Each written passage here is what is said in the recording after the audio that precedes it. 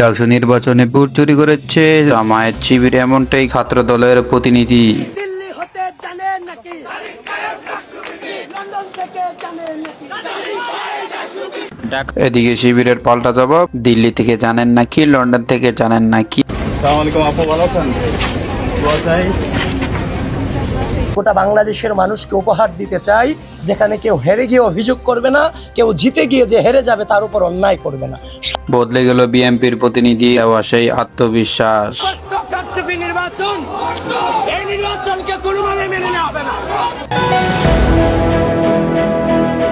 ঢাকা বিশ্ববিদ্যালয় কেন্দ্রীয় ছাত্র সংসদ নির্বাচনে ভিপি পদে জয়ী হয়েছেন ছাত্র শিবির সমর্থিত ঐক্যবদ্ধ শিক্ষার্থী জোট প্যানেলের প্রার্থী সাদিক কায়েম, জিএস পদে SM ফরহাদ এবং এজিএস পদে মহিউদ্দিন খান।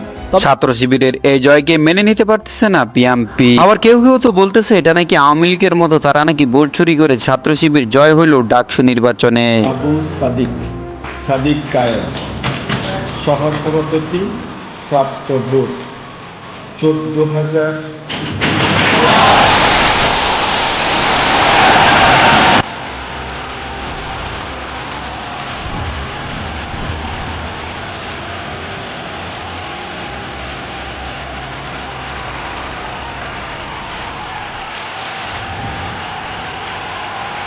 স্বাধীনতার পরে এই প্রথম কোন নির্বাচনে জয়গ্রহণ করলো জামায়াত শিবির। দীর্ঘ 54 বছর পর নিজেদের সফলতা পেয়ে সবাই এখন সন্তুষ্ট।